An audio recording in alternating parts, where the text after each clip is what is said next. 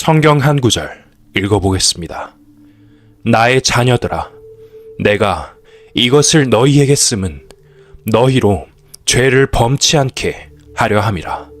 만일 누가 죄를 범하면 아버지 앞에 우리에게 대언자가 있으니 곧 의로우신 예수 그리스도시라. 저는 우리 죄를 위한 화목 제물이니 우리만 위할 뿐 아니요 온 세상의 죄를 위하심이라.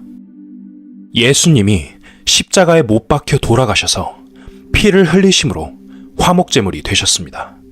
화목 제물이란 말은 우리가 죄인이 되었기 때문에, 우리가 죄를 지었기 때문에 하나님과 원수가 된 것을 예수님이 오셔서 화목하게 한다는 것을 말합니다. 하나님과 우리 인간을 화목하게 만드는 것이 예수님의 십자가의 기능입니다. 다시 한 번 더 읽어보겠습니다. 저는 우리 죄를 위한 화목 제물이니 우리만 위할 뿐 아니요 온 세상의 죄를 위하심이라. 믿는 사람만 위해서 예수님이 화목 제물이 된 것이 아니라 온 세상을 위해서, 지금까지 믿지 않던 여러분들의 죄를 위해서도 예수님은 2000년 전에 화목 제물이 되셔서 이미 용서해 놓으셨던 것입니다. 제가 지금 가만히 귀를 기울여 들어보면 주변 길거리에 차가 다니고 있습니다. 차 타고 다니는 사람들이 있고 어떤 곳에서는 노름하는 사람들이 있을 것입니다. 또 여러 곳에서 이런저런 죄를 짓고 있는 사람들이 있을 텐데, 참 답답한 것은 예수님이 그들의 죄를 위해 피 흘려 주셨다는 것을 모르고 있다는 것입니다. 예수님은 십자가에서 자신의 피를 흘리셔서 그들의 죄도 용서해 놓으신 것입니다. 온 세상 사람의 죄를 위해서 피를 흘리셨기 때문에 온 세상 사람 중에 누구든지 이 사실을 알면 되는 거예요. 이 사실을 알고 믿으면 되는 것입니다. 그런데 문제는 술에 취하는 것도 죄인데 그것이 죄인 줄 모른다는 사실입니다. 무엇인가 죄를 짓고 있으면서도 그것이 죄인 줄 모릅니다. 그것이 참 문제입니다. 자기가 죄인인 줄 알면 2000년 전에 돌아가셨던 예수님의 십자가를 쳐다보며 자신의 죄가 바로 그 십자가에 죽은 것을 알고 문제를 해결할 수 있습니다. 여러분이 지은 죄가 십자가에 달린 것입니다. 여러분이 지은 죄가 이미 십자가에서 다 심판이 되어버린 거예요. 그러니까 걱정할 필요가 없습니다. 믿기만 하면 구원 받는데, 이 세상에 죄 짓고 돌아다니는 많은 사람들의 죄도 이미 예수님은 피 흘려 용서해 놓았는데 믿지 않으니까 문제가 해결되지 않는 것입니다. 요한 1서 2장 1절을 다시 읽겠습니다. 나의 자녀들아, 내가 이것을 너희에게 쓰면 너희로 죄를 범치 않게 하려 함이라. 만일 누가 죄를 범하면 아버지 앞에서 우리에게 대언자가 있으니 곧 의로우신 예수 그리스도시라. 여기서 나의 자녀들은 믿은 사람들, 즉 구원받은 사람들입니다. 구원받은 사람들은 할 수 있으면 죄를 짓지 않고 살아야 되는데, 이 세상에서 죄를 아예 짓지 않고 살 수 있는 사람은 아무도 없습니다. 그것은 불가능합니다. 우리가 살면서 어쩌다가 죄를 짓습니다. 그럴 때 하나님 앞에 우리를 대변해주는 의로우신 예수 그리스도가 계십니다.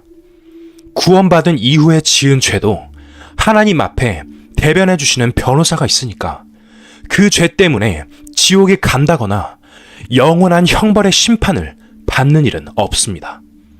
분명히 예수님이 대변을 해주신다고 되어 있습니다. 다시 한번 강조하지만 우리의 지옥 갈 죄는 완전히 없어졌습니다. 완전히 용서되어 있습니다. 그래서 이 사실을 믿으면 절대로 지옥은 안 갑니다. 지옥 갈 죄는 영원히 용서되었기 때문에 이 사실을 믿으면 절대로 지옥은 안 갑니다. 갈래야 갈 수가 없습니다. 그런데 한 가지 문제가 있습니다. 그러면 구원받은 이후에는 죄를 지어도 괜찮느냐 하는 것입니다. 절대로 그렇지 않습니다. 고린도전서 11장을 읽어보겠습니다. 이러므로 너희 중에 약한 자와 병든 자가 많고 잠자는 자도 적지 아니하니 우리가 우리를 살폈으면 판단을 받지 아니하려니와 우리가 판단을 받는 것은 주께 징계를 받는 것이니 이는 우리로 세상과 함께 죄 정함을 받지 않게 하려 하심이라. 이 말씀은 좀 독특한 성찬식에 대한 죄를 설명하고 있는데 일반적으로 구원받은 사람이 죄를 지으면 한 가지 벌칙, 즉 징계가 있다는 말을 하고 있습니다. 육신에 병이 들거나 약해지게 됩니다. 또 잠자게 되는데 이 말은 죽는다는 뜻입니다. 육신이 죽는 것을 말합니다. 구원받은 사람은 지은 죄에 따라서 어떤 사람은 병이 들기도 하고 어떤 사람은 약해지기도 하고 심지어 어떤 사람은 죽기까지 하는 육신에 나타나는 징계가 있습니다. 31절을 다시 읽어보겠습니다. 우리가 우리를 살폈으면 판단을 받지 아니하려니와 구원받은 사람이 죄를 지으면 그 죄를 뉘우치고 살펴야 한다는 뜻입니다. 우리가 판단을 받는 것은 주께 징계를 받는 것이니 이것을 징계라고 합니다. 부모가 자식들이 잘못 행동하면 매로 때리듯이 징계를 받게 됩니다. 이어서 32절을 읽겠습니다. 이는 우리로 세상과 함께 죄 정함을 받지 않게 하려 하심이라. 정죄를 받으면 지옥에 갑니다. 구원받은 이후에 죄를 짓게 되면 세상과 함께 정죄를 받지 않기 위해서 하나님께서 징계를 한다고 되어 있습니다.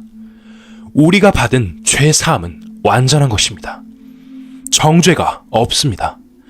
영원히 완전히 지옥 갈 죄는 티끌만큼도 없습니다. 고린도전서 5장을 읽어보겠습니다. 너희 중에 심지어 음행이 있다 함을 들으니 이런 음행은 이방인 중에라도 없는 것이라. 누가 그 아비의 아내를 취하였다 하는도다. 아비의 아내를 취했다는 말은 아들이 아버지의 첩을 취해서 아내로 삼았다는 뜻입니다. 성경적으로 그것은 굉장히 큰 죄입니다. 구약에 보면 아비의 하체를 드러냈다고 표현되어 있습니다. 고린도 교회 신자들 중에 어떤 사람이 그런 죄를 지었습니다. 우리가 잘 알고 있는 올림픽 대회는 신을 섬기는 축제입니다. 또 서양에서는 카니발 행사가 여기저기에 있습니다. 브라질에는 1년에 한 번씩 축제가 있는데 6개월간 준비하고 6개월간 철거한다고 합니다. 몇 주 동안의 축제가 지나고 나면 몇천 명의 사생아가 생겨난답니다. 옛날부터 축제에 항상 따르는 것이 문란한 성관계입니다. 남녀 관계가 완전히 문란해지고 사생아가 많이 태어나는 것이 축제의 결과입니다. 그런데 고린도 지역이 바로 그런 곳입니다. 고린도 성경에 언급된 그 사람이 구원받은 이후에도 그러한 문화에 감염되어 그들과 같은 행동을 했습니다. 그래서 바울이 편지를 썼습니다. 고린도전서 5장 5절을 읽어보겠습니다.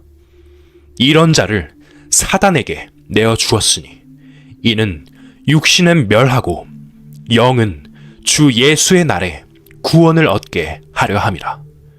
그런 사람을 사탄에게 내어버리면 죽게 됩니다. 육신이 죽어버립니다. 그것은 육신은 멸하고 영은 주 예수의 날에 구원을 얻게 하려는 뜻이 있습니다. 그런 죄도 죽는 징계를 받지만 영원히 멸망받는 것은 아닙니다. 지옥 갈 죄를 사함 받는 것은 완전한 것입니다. 완전히 죄 사함을 받은 것입니다. 고린도 후서 5장 10절을 읽어보겠습니다. 이는 우리가 다 반드시 그리스도의 심판대 앞에 드러나 각각 선악간에 그 몸으로 행한 것을 따라 받으려 함이라. 구원받은 사람에게는 지옥 가는 심판은 없습니다만 다른 심판이 하나 있어요. 구원받은 사람이 살아가면서 지은 죄를 심판하는 시기가 있습니다. 예수님이 이 땅에 재림하시고 구원받은 사람이 공중으로 들림을 받은 후에 그런 일이 있습니다. 그러나 그 심판은 지옥과는 관계가 없습니다. 우리가 구원받은 사람이라면 할 수 있으면 죄를 안 지으려고 노력하다가 어떻게 하다가 죄를 지으면 그 죄를 사함 받아야 합니다. 그 죄를 사함받는 길이 있습니다. 요한 1서 1장 9절을 읽어보겠습니다. 만일 우리가 우리 죄를 자백하면 저는 미쁘시고 의로우사 우리 죄를 사하시며 모든 불의에서 우리를 깨끗게 하실 것이요. 구원받은 사람은 구원받은 후에 짓는 죄를 다시 한번 사함을 받아야 하는데 죄를 자백하면 사함받습니다. 어떤 죄건 간에 하나님 앞에 아주 심각하게 자백을 해야 되고 사람과 더불어 지은 죄는 사람 앞에서 자백해야 됩니다. 남의 물건을 훔쳤으면 그 사람 앞에서 자백해야 됩니다. 자백하면 주는 미쁘시고 의로우사 우리 죄를 사하신다고 되어 있습니다. 자백하면 사함 받습니다. 그렇게 함으로써 깨끗한 신앙생활을 할 수 있습니다. 우리가 분명히 알아야 할 것은 지옥 갈 죄는 영원히 완전히 용서되었습니다. 절대로 없습니다. 티끌 만한 죄도 없습니다. 그러나 구원받은 이후의 죄는 지옥 가는 심판이 아닌 다른 심판이 있으니까 자백함으로 사함을 받아야 하는 것입니다. 이렇게 해서 우리의 죄 사함 문제는 철저하고 완전하게 해결이 되는 것입니다. 예수를 믿는다고 하는 많은 사람들에게 죄 사함 받았습니까? 하고 물어보면 죄 사함 받으려고 믿습니다. 이렇게 대답합니다. 성경을 너무도 모르는 이야기입니다.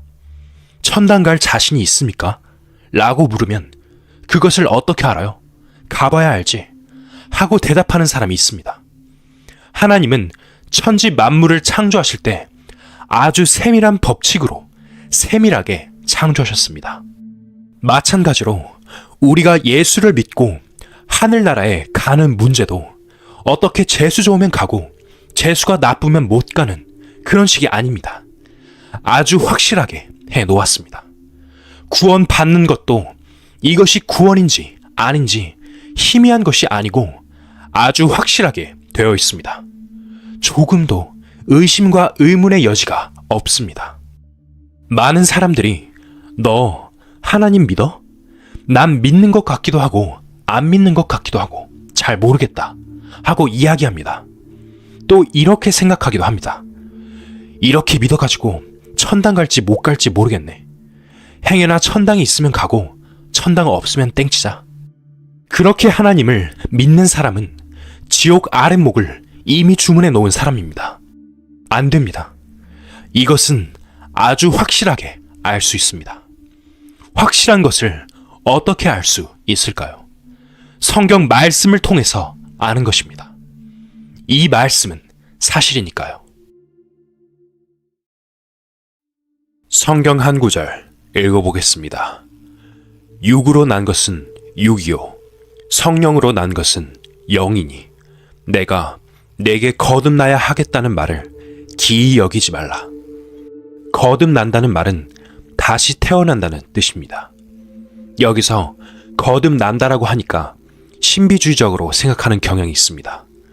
성령 받는 문제와 거듭나는 문제가 같은 이야기인데 지금까지 성령을 어떻게 받는지에 대해 확실히 알지 못하고 궁금증을 가지고 계신 분들이 많았을 것이라고 생각합니다. 거듭나는 것은 성령을 받는 것입니다. 성령으로 거듭나는 것입니다. 육으로 난 것은 육이요 라는 말은 어머니 모태에서 태어날 때는 육신으로 태어난다는 뜻입니다.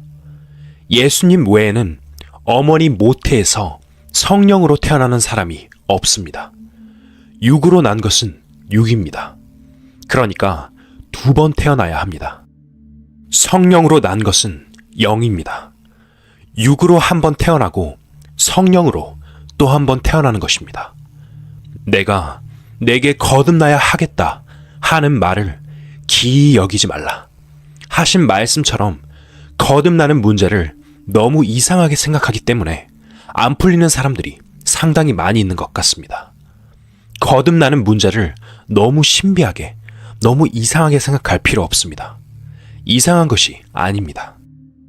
요한복음 3장을 이어서 읽겠습니다.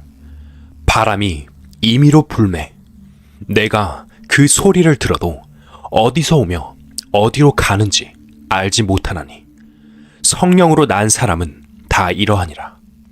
성령을 바람에 비유했습니다. 우리가 가만히 들어보면 바람 소리가 휙 하고 들리는데 그 바람이 어디서 와서 어디로 가는지는 눈에 안 보입니다. 바람에 의해 나무가 휘어지는 것이지 바람이 보이는 것은 아니지 않습니까? 바람은 안 보이는 것입니다. 그와 같이 성령은 사람의 눈에 안 보입니다. 또 성령이 내 안에 들어오는 것을 나는 모릅니다. 하나님을 믿는다고 하는 많은 사람들이 오해하고 있습니다.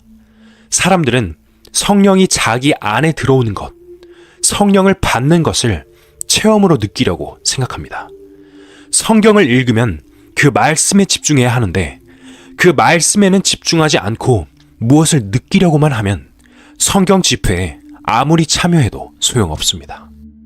성령은 바람과 같은 것이기 때문에 어디서 와서 어디로 가는 것인지 알지 못하고 내 안에 들어오는 것조차 나는 느낄 수 없고 알 수 없습니다. 느끼는 것이 아닙니다. 요한복음 3장을 다시 읽어보겠습니다. 바람이 임의로 불매 내가 그 소리를 들어도 어디서 오며 어디로 가는지 알지 못하나니 성령으로 난 사람은 다 이러하니라. 소리만 들리는 것입니다. 바람이 쏴 하는 소리만 들리듯이 성령도 소리만 들립니다. 성령의 소리가 바로 이 성경 말씀입니다. 성경 말씀이 성령의 음성입니다. 성경을 성령으로 기록했기 때문에 성령의 음성은 이 성경 속에 있고 성경 말씀 그 자체인 것입니다. 성경 말씀만 들으면 됩니다. 요한복음 5장을 읽어보겠습니다. 진실로 진실로 너희에게 이르노니 죽은 자들이 하나님의 아들의 음성을 들을 때가 오나니 곧 이때라. 듣는 자는 살아나리라. 하나님의 음성이 성령의 음성이고 성령의 소리입니다. 여기서 죽은 자는 육신은 멀쩡하게 살아있지만 영이 죽은 자를 말하는 것입니다. 어느 날 영이 죽은 자에게 하나님의 아들의 음성이 들릴 때가 옵니다. 지금 하나님의 아들이라고 하는 예수님이 십자가에 달려 죽은 후 부활해서 하늘로 승천하여 하나님 보좌 우편에 앉아 계신데 우리가 지금 그 음성을 어떻게 듣겠습니까? 2000년 전에 부활 승천하셔서 지금 이 세상에 안 계시는데 어떻게 하나님 아들의 음성을 듣습니까? 하나님의 아들이 성경 말씀입니다. 하나님의 아들이 이 성경에서 말씀을 하십니다. 마찬가지로 하나님의 아들의 음성이 성령입니다. 똑같은 것입니다.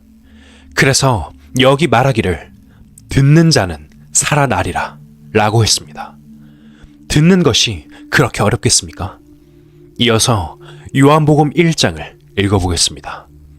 보라, 세상 죄를 지고 가는 하나님의 어린 양이로다. 예수님께서 세상 모든 죄를 대신 지시고 돌아가셨는데 그렇다면 예수님이 내 죄는 지고 가셨습니까? 안 지고 가셨습니까? 지금 이 말씀을 들었습니다. 그 들은 내용은 예수님이 내 죄를 지고 가셨다는 것입니다.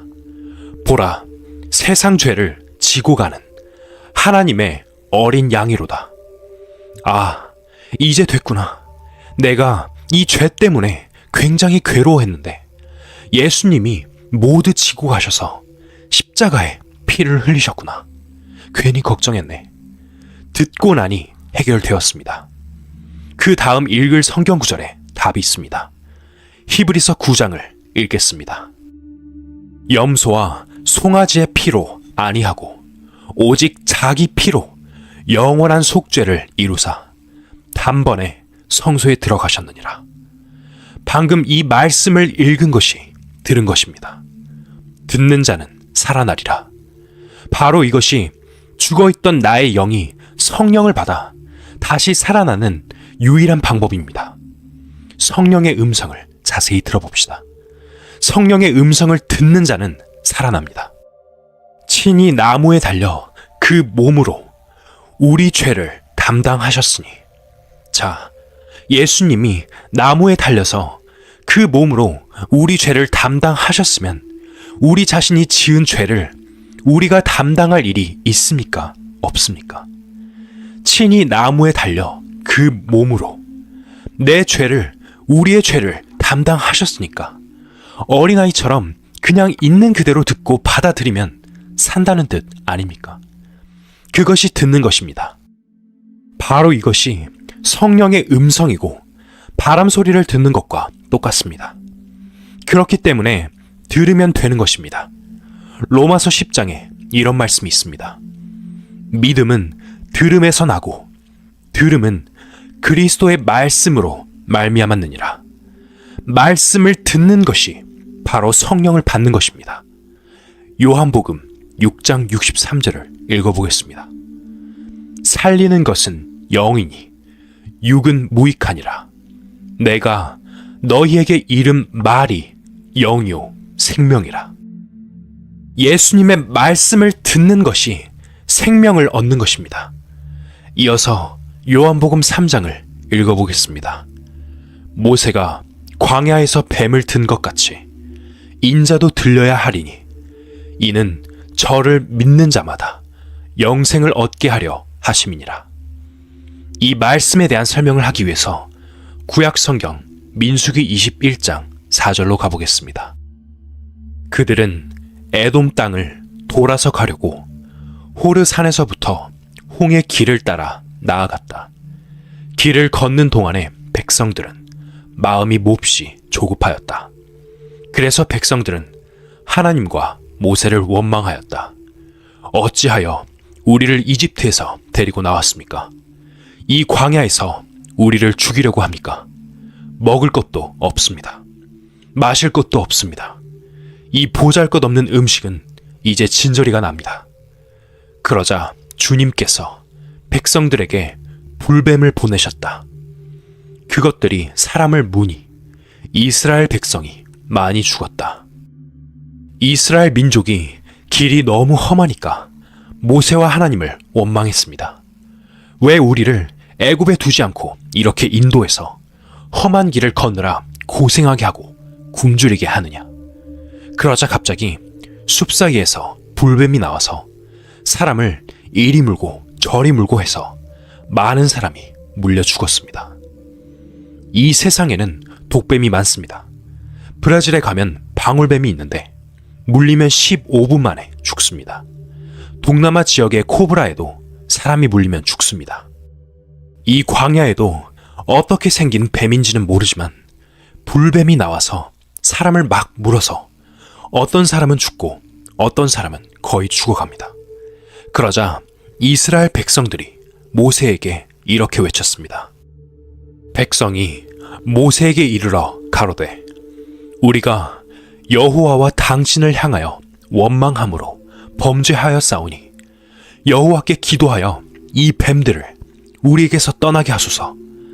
모세가 백성을 위하여 기도하매 여호와께서 모세에게 이르시되 불뱀을 만들어 장대 위에 달라 물린 자마다 그것을 보면 살리라. 여기서 뱀에게 물렸다는 말은 뱀, 즉 마귀에게 물려 죽게 생겼다는 뜻입니다. 우리가 어떻게 해서 죄인이 되었을까요? 어쩔 수 없이 매일같이 끊임없이 죄를 짓는 상태가 된 게 왜 그런 걸까요? 바로 인류의 조상인 아담이 선악과를 먹지 말라는 하나님의 말씀을 거역하고 뱀, 즉 사탄의 말을 듣고 선악과를 먹었기 때문입니다. 그렇게 죄인이 된 아담의 피를 이어받았기 때문에 우리 모두가 죄인이 된 것입니다. 뱀 때문에 우리가 지옥에 갈 형편이 되었고 죽어가는 인생이 되었습니다. 그래서 여기 모세가 하나님께 기도를 드렸더니 하나님께서 모세에게 불뱀을 하나 만들라고 하셨습니다. 뱀을 만들어 장대에 높이 달고 물린 상처가 있는 사람이 이 뱀을 쳐다보면 산다고 말씀하셨습니다. 여기 한 사람이 있습니다. 뱀에게 다리를 물린 이 사람이 자기 상처를 봅니다. 모세가 노뱀을 쳐다보면 살 테니까 쳐다보라고 해도 별소리를 다 하네. 쳐다보면 거기서 약이 떨어지나 빛이 나오나 어떻게 산단 말이야. 난 그딴 것 안 믿어 하면서 자기 상처만 바라보면서 아이고 죽겠네, 큰일 났네 합니다. 고집이 세서 죽어도 안 쳐다보다가 그만 죽어버렸습니다. 또 다른 한 사람도 뱀에게 다리를 물렸는데 모세의 말대로 노뱀을 쳐다보았습니다. 그랬더니 상처가 그만 나아버렸습니다. 이 사건의 의미는 예수님이 마귀의 운명이 되어 십자가에 달렸다는 뜻입니다. 마귀의 운명이 되어서 십자가에 달렸으니 누구든지 예수님의 십자가를 쳐다보면 살 텐데 왜 그것을 쳐다보지 않고 자기 마음을 봅니까? 사람은 무슨 소리를 해도 자기 마음을 보고 무엇인가 오는가를 생각하고 있습니다. 죽을 때까지 무엇인가 오는가 자기 마음을 들여다봅니다. 그러나 자기를 잊어버리고 쳐다보면 십자가 위, 예수님 위에 내 구원이 있습니다. 내 상처를 들여다보면 소용없습니다. 이상한 일입니다. 거기서 약이 떨어지는 것도 아니고 빛이 와서 쬐어주는 것도 아닌데 어떻게 낫느냐 이것입니다. 어떻게 낫는 것인지는 저도 모릅니다. 물론 믿음으로 낫습니다만 하나님께서 쳐다보면 낫는다고 말씀하셨기 때문에 낫는 것입니다. 민수기 21장을 다시 읽어보겠습니다. 모세가 노뱀을 만들어 장대 위에 다니 뱀에게 물린 자마다 노뱀을 쳐다본즉 살더라. 뱀에게 물린 자마다 쳐다보면 살게 된다고 하나님께서 말씀하셨기 때문에 낫는 것입니다. 그러니까 모든 문제를 여는 열쇠는 하나님의 말씀에 있는 거예요. 하나님의 말씀에 나를 낫게 하는 힘이 있습니다. 날 구원하는 힘이 하나님 말씀에 있는 거예요. 말씀을 믿으면 되는 것입니다. 예수님께서 분명하게 말씀하셨습니다. 듣는 자는 살아나리라. 요한복음 3장 17절로 돌아가겠습니다. 하나님이 그 아들을 세상에 보내신 것은 세상을 심판하려 하심이 아니요. 심판이란 말은 곧 정죄라고 했습니다. 정죄를 받으면 지옥에 갑니다. 이어서 읽겠습니다. 저로 말미암아 세상이 구원을 받게 하려 하심이라. 2000년 전에 오신 예수님은 사람들을 정죄하고 심판하려고 오시지 않았습니다. 구원하시려고 오셨습니다. 그 다음 18절입니다. 저를 믿는 자는 심판을 받지 아니하는 것이요. 말씀이신 예수님을 믿는 사람은 심판, 즉 정죄를 받지 않는다는 뜻입니다. 문제가 다 해결되었습니다. 그러니까 지옥 갈 일이 이제 없는 것입니다. 믿기만 하면 심판을 받지 않는 것입니다. 우리가 전도를 하다가 천국 갈 자신이 있습니까? 하고 물어보면 많은 사람들이 이렇게 대답합니다. 여보시오, 교만한 소리 하지 마시오. 심판대 앞에 가봐야 알지. 그것을 지금 어떻게 합니까? 굉장히 똑똑한 사람입니다. 아주 똑똑한 바보입니다. 이 세상에는 똑똑한 바보가 너무 많습니다. 자기 혼자 다 알고 똑똑한 척하지만 핵심이 되는 이 진리를 모르는 것입니다. 다시 한 번 더 읽겠습니다. 저를 믿는 자는 심판을 받지 아니하는 것이요. 왜 심판을 안 받습니까? 죄가 없으니까 심판을 안 받는 것입니다. 요한복음 5장 24절을 읽어보겠습니다. 내가 진실로 진실로 너희에게 이르노니 내 말을 듣고 또 나 보내신 이를 믿는 자는 영생을 얻었고 심판에 이르지 아니하나니 사망에서 생명으로 옮겼느니라. 누가 예수님을 이 땅에 보내셨습니까? 내가 진실로 진실로 너희에게 이르노니 내 말을 듣고 또 나 보내신 이를 믿는 자는 예수님을 보내신 이는 하나님이십니다. 어떤 사람들은 이런 말을 합니다. 나는 하나님은 믿어요. 그러나 예수는 안 믿어요. 예수님을 통하지 않고 하나님만 믿는다는 사람이 이 세상에 많은데 전부 거짓입니다. 사람이 하나님을 믿을 수가 없고 하나님의 음성이 귀에 직접 들리지도 않는데 어떻게 하나님을 찾습니까? 인간은 하나님을 찾아 헤매는 것입니다. 열심히 하나님을 찾아 헤맵니다. 한 가지 비유를 들어보겠습니다. 어떤 사람이 어린아이를 잃어버렸는데 어린아이를 잃어버리면 부모가 어린아이를 찾습니다. 우리 아기 못 봤습니까? 이런 옷을 입었고 얼굴은 이렇게 생겼고. 부모가 아기를 찾는 것이지 아기가 자기 힘으로 어머니를 찾을 수는 없습니다. 그와 마찬가지로 죄 가운데 빠진 인간이 하나님을 찾는다는 것은 어림도 없습니다. 이 세상 속에 빠진 인간이 하늘에 계신 하나님을 어떻게 찾습니까? 하나님을 믿는다는 것이 전부 하나의 추상입니다. 추상에 불과합니다. 자기 취미대로 하나님은 이럴 것이다. 썩은 고목나무에 붙어 계실 것이다. 마리아상에 계실 것이다. 이런 식으로 생각합니다. 이 세상에 많은 철학이 있는데 그것이 다 신을 찾는 방법입니다. 저마다 하나님을 그려놓고 이럴 것이다, 저럴 것이다 생각하는데 그런 방법으로는 하나님을 못 찾습니다. 하나님께서 안 되겠다. 내가 저들을 찾아가야 되겠다. 그것이 부모가 자녀를 찾는 방법입니다. 그렇게 해서 인간을 찾아오신 분이 바로 예수님입니다. 예수님 안에는, 예수님의 육신 안에는 하나님의 모든 것이 충만했습니다.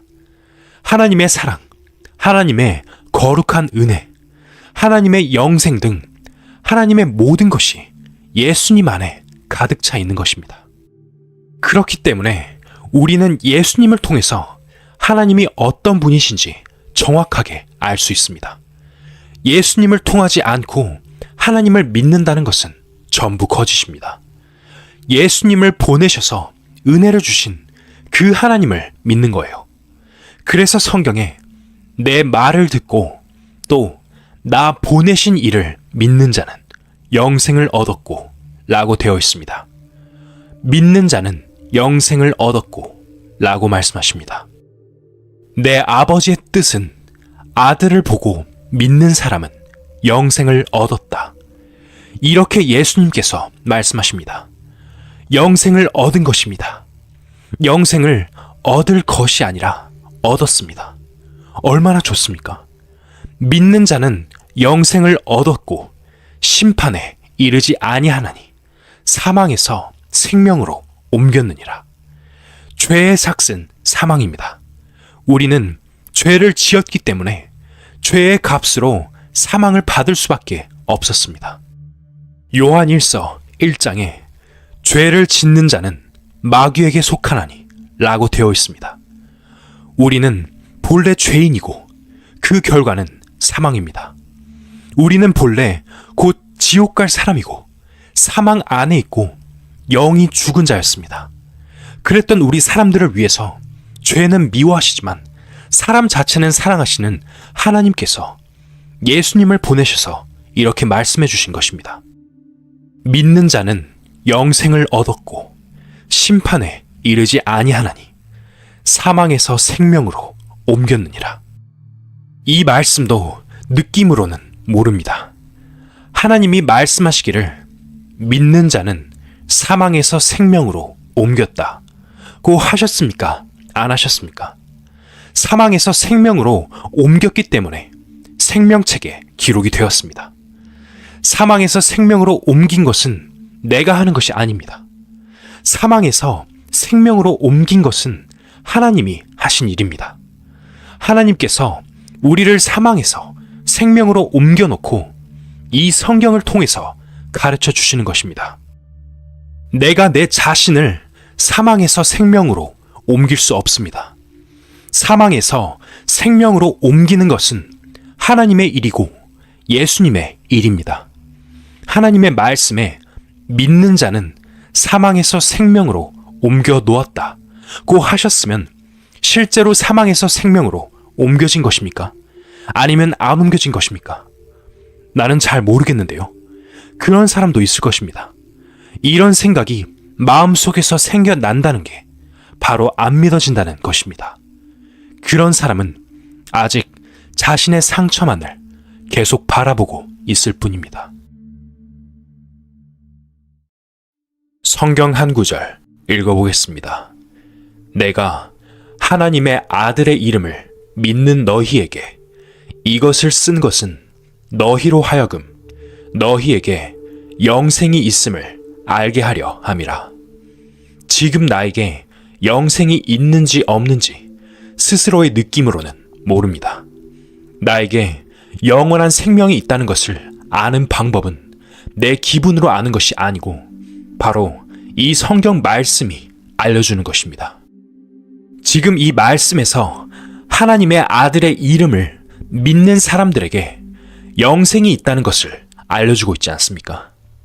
말씀을 듣는 자는 살아난다. 말씀에 영생이 있다. 전부가 말씀입니다. 말씀 속에 생명이 있다는 말입니다. 12절을 읽어보겠습니다. 아들이 있는 자에게는 생명이 있고 하나님의 아들이 없는 자에게는 생명이 없느니라. 여기 갑, 을, 병이라는 사람이 있습니다. 을과 병이 갑에게 빚을 졌습니다. 장사하다가 1,000,000원씩 빚을 져서 갑이 을과 병에게 몇 월 며칠까지 빚 갚아라. 안 그러면 차압을 하겠다고 했습니다. 그러던 어느 날 정이라는 사람이 나타나서 을에게 전화를 걸었습니다. 요새 어떻게 지내? 하니까 을이 말하기를 어떻게 지내고 말고 죽을 지경이다. 정은 깜짝 놀라서 그게 무슨 소리냐? 하니까 을은 자신의 신세를 한탄합니다. 갑에게 돈 1,000,000원을 빚졌는데 사업하다가 돈을 다 까먹어버리고 빚 갚을 돈이 없는데 며칠까지 갚으라고 한다. 나 이제 신세 망쳤어. 을의 사정을 들은 정이 말하기를 그래? 그러면 독촉이 오면 나한테 연락해. 내가 그 빚 갚아줄게. 친구 좋다는 게 뭐냐? 1,000,000원쯤은 내가 갚아줄 수 있으니까 부담 없이 연락해. 이렇게 말했습니다. 여기서 한 가지 여러분에게 여쭤보겠습니다. 을이라는 사람에게 빚 갚아줄 사람이 있습니까? 없습니까? 그 빚을 갚아줄 사람이 어디에 있습니까? 빚 갚아줄 사람이 을 속에 들어와 있습니다. 요한일서 5장을 다시 읽어보겠습니다. 아들이 있는 자에게는 생명이 있고 아들이 있다는 말은 내 죄의 빚을 갚아줄 예수님을 뜻합니다. 예수님은 하늘에 계시지만 나에게는 그 아들이 있습니다. 우리는 죄의 빚을 갚아주시는 예수님이 계시기 때문에 이제 안도하고 마음껏 기뻐할 수 있습니다. 아, 이제 됐구나. 나는 빚 갚아줄 사람이 있어. 을이라는 사람은 무엇을 믿고 있습니까? 빚 갚아준다는 그 말을 믿고 있는 것입니다. 빚 갚아줄 사람이 있는 거예요. 우리가 예수님을 믿을 때 예수님을 내 가슴에서 찾지 말고 내 죄의 빚을 갚아주겠다. 내가 내 생명이다. 내가 내 죄를 용서했다고 하신 예수님의 말씀을 믿으면 됩니다. 믿는 자가 아들이 있는 자입니다. 지금도 길을 걸으면 왔다 갔다 하는 사람들이 있습니다. 아무것도 모르고 그냥 왔다 갔다 하는 사람들이 많이 있습니다. 빚을 갚아준다는 이 귀한 말씀을 듣지 못한 사람이 수없이 다니고 있습니다. 그들에게는 하나님의 아들이 있습니까? 없습니까? 저 길가에 다니는 아무것도 모르고 왔다 갔다 하는 사람과 여러분 자신을 한번 비교해 보세요. 아들이 있는 자는 누구입니까? 아들이 있는 자에게는 생명이 있고 아무것도 모르고 이 소식을 못 들은 사람에게는 아들이 없고 생명이 없습니다.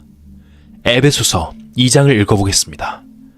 너희가 그 은혜를 인하여 믿음으로 말미암아 구원을 얻었나니 이것이 너희에게서 난 것이 아니요 하나님의 선물이라.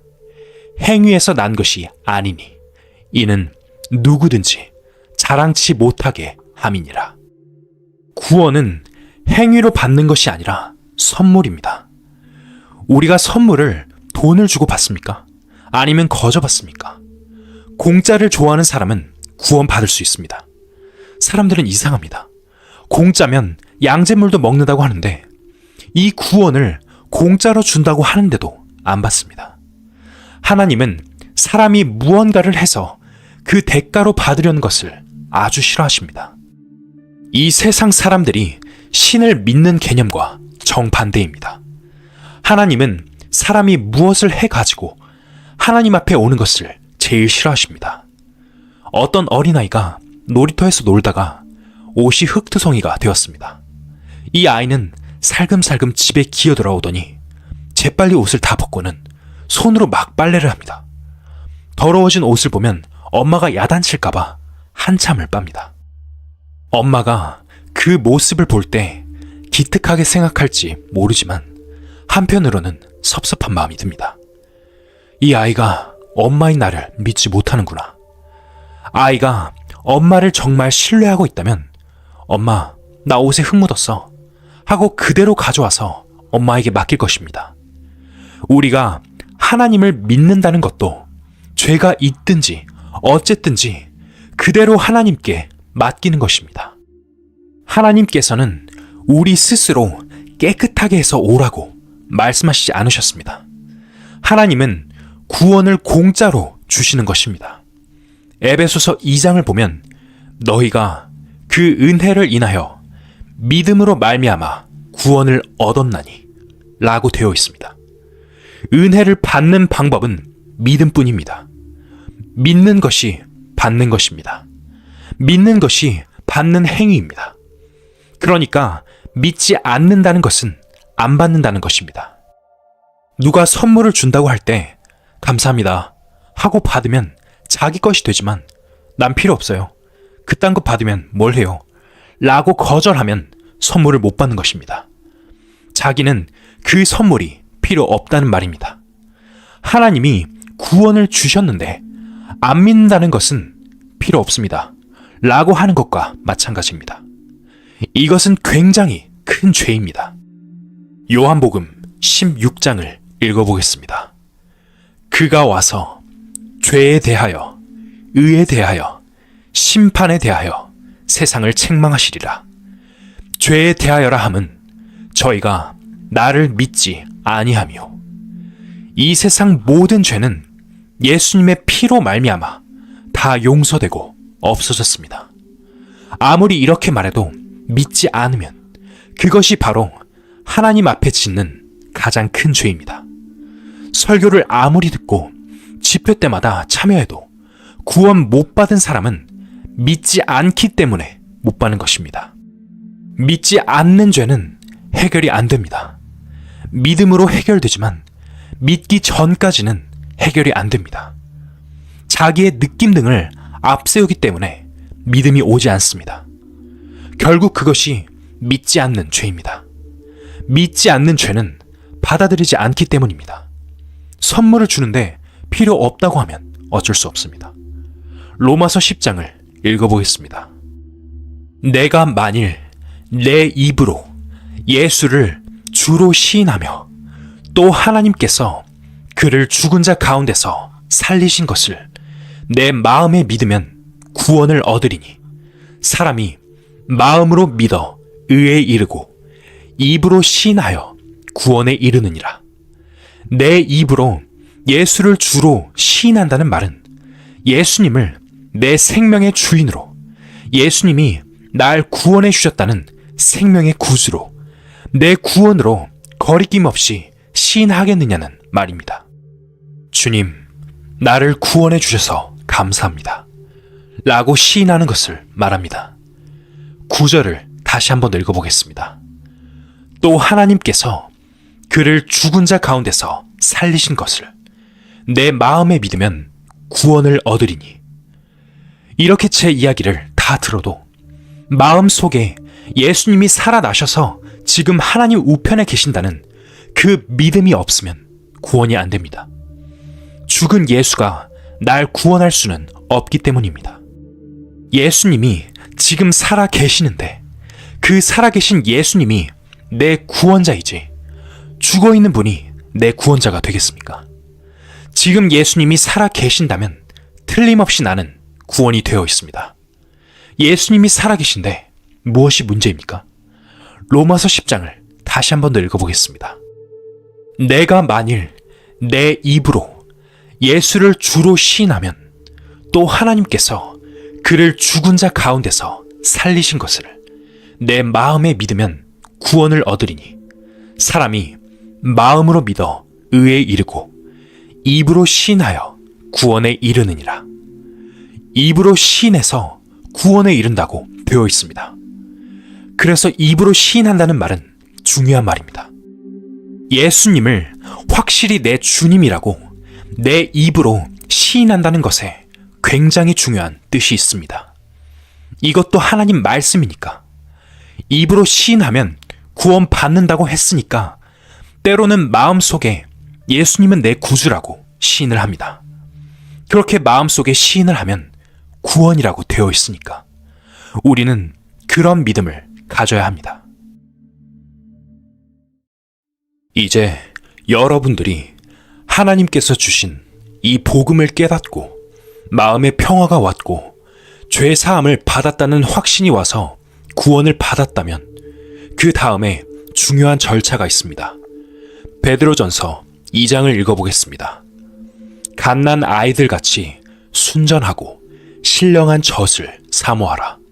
이는 이로 말미암아 너희로 구원에 이르도록 자라게 하려 함이라. 구원 받았다는 것은 어린 아기로 태어난 것입니다. 하나님의 어린 아기로 태어났습니다. 어린 아기는 성장이 있어야 됩니다. 자라가야 됩니다. 여러분들이 올바르게 자라나기 위해서는 여러 가지 과정이 필요합니다. 이제 앞으로 성인으로 커가야 하는 아기는 젖을 먹어야 합니다. 젖을 먹기 위해서는 교제가 있어야 합니다. 젖을 먹으면서 살아가기 위해서는 성도의 교제가 필요합니다. 구원받은 사람 사이에 서로 사귀는 것이 필요합니다.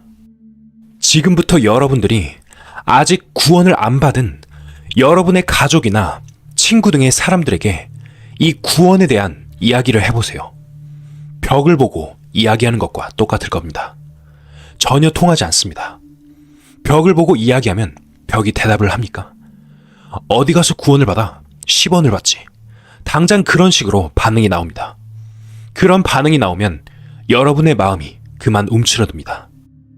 여러분들이 구원 받았으면 아주 중요한 것은 구원 안 받은 사람들에게 처음부터 구원 하고 입으로 말하지 않는 것입니다.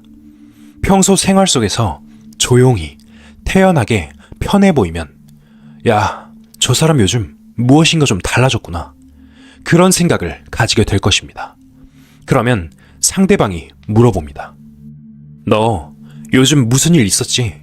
라고 물어보면 베드로전서 3장에 있는 말씀처럼 너희 속에 있는 소망에 관한 이유를 묻는 자에게는 대답할 말을 항상 예비하되, 이렇게 기록된 성경 말씀대로 하는 거예요. 그래서 여러분들은 구원받은 사람과 접촉해야 합니다.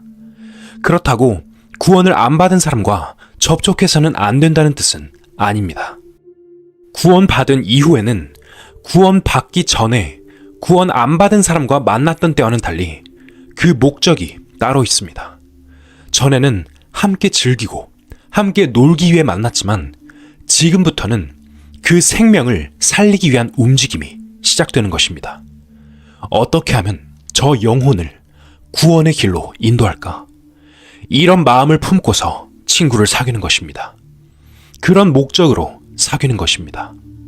물론 사업상으로 사귀는 것도 있겠지만 마음속에는 항상 그 목적을 품고 있어야 합니다. 내 부모님도 그렇고 형제도 그렇고 부부간에도 그렇고 내가 이 귀한 사실을 알았으니 아직 이 사실을 모르는 여러분과 함께 살아가는 소중한 사람들에게 어떻게 하면 알게 해줄까 하고 항상 생각해야 합니다. 저를 포함한 여러분들이 이 말씀을 듣게 된 것도 여러분 주변에 누군가가 이 말씀을 전해 주었기 때문에 듣게 된 것입니다. 이제 여러분들도 이 사실을 알게 됐다면 여러분 주변에 있는 사람들에게 이야기를 해서 성경 말씀을 듣도록 권해보시길 바랍니다. 하나님께서 계획하신 이 세상의 역사가 거의 다 끝나가는데 구원도 못 받고 있다가 내 친구나 내 가족이 지옥에 간다면 큰 문제지 않겠습니까? 그러니까 살아가면서 만나게 되는 모든 사람들에게 이 사실을 어떻게 하면 전해줄까를 항상 우리는 생각해야 합니다. 그렇다고 해서 일방적으로 막 공격을 하든지 구원받아야 된다고 너무 강압적인 태도를 취하시는 것은 좋지 않습니다. 조용히 내 태도를 보여주면서 전도하는 방법이 좋습니다. 나는 요즘 세상 사는 것이 참 편안해. 내 마음 속에는 문제가 해결이 되었어. 이런 말을 한마디씩 던져주는 것입니다. 또 사람을 만나면 넌 요즘 마음이 어때? 마음 편하게 잘 살고 있어? 우리가 이 세상을 살아가는 의미가 뭐라고 생각해? 이런 식으로 한마디씩 던져주어도 야, 요새 저 사람이 이상한 말을 하는구나 할 것입니다. 자꾸 그런 이야기를 들려주면 너가 지금 하는 말이 무슨 소리냐? 나도 그런 것 좀 한번 알게 해주면 안 되겠니? 이렇게 대답을 하는 사람이 생길 것입니다. 그렇게 마음이 이끌려 오도록 자연스럽게 말을 전하는 것입니다. 그렇게 여러분들이 전도를 계속하려고 하면 같은 구원을 받은 사람들의 움직임이 있어야 됩니다. 구원받은 사람들과 교제해야 되고 구원받은 사람들과 사귀어야 합니다. 그렇게 하지 않으면 나도 모르게 구원을 잊어버립니다. 구원은 없어지는 것이 아니지만 믿지 않는 사람들과 접촉하다 보면 내가 구원받았는지 안 받았는지 모르게 되어버립니다. 그리고 혹시나 내가 구원을 받았다고 착각했더라도 계속 구원받은 사람과 접촉하면 나중에 확실한 구원을 받게 됩니다.